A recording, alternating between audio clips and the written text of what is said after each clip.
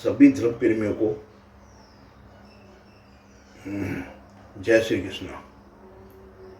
आज आपको 8 अध्याय में रक्त बीज नामक राक्षस का वध की कथा सुनाते हैं। ऋषि ने कहा, चंड व मूंड के मारे जाने पर दैत्यों का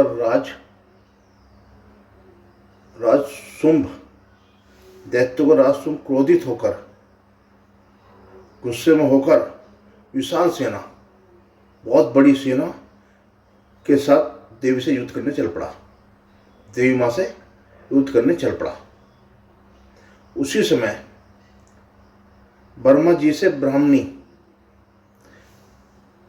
जो ब्रह्मा जी हैं, उनसे ब्राह्मणी, उनकी पत्नी, भगवान शिव से शिवानी यानी पार्वती जी, कार्तिक जी से दंजीपाल जी, विष्णु से वैष्णु आदि देवताओं की शक्तियां उन्हीं के जैसे रूप धारण करके वहां आ गई। यानी राक्षसों से युद्ध करने के लिए सारी देवी देवताओं की शक्तियां उन जैसे रूप धारण करके आ गई। देव शक्तियों में और असुरों से भयंकर युद्ध हुआ। देवताओं का, देवियों का और राक्षसों का बहुत भयंकर युद्ध हुआ।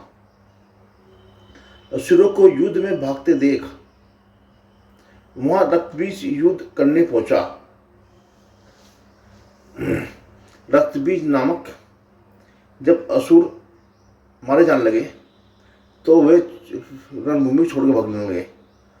तो उनको रोकने के लिए रक्तबीज नामक राक्षस युद्ध करने पहुंचा। उसके रक्त की जितनी भी बूंदें पड़ती थी, जितनी भी धरती पड़ती थी, उससे उतने ही विशाल दैत्य यानी रक्तबीज जैसे राक्षस, विशाल दैत्य राक्षस जैसे पैदा हो जाते थे। जितनी बूंद पड़ती थी, उसके घायल हो जाने पर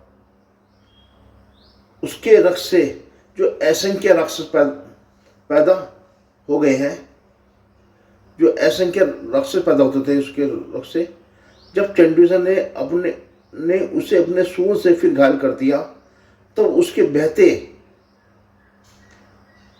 बहते हुए रक्त को कालिका ने यानी काली माँ ने धरती पर गिरने से पहले ही अपने अंदर ग्रहण कर लिया।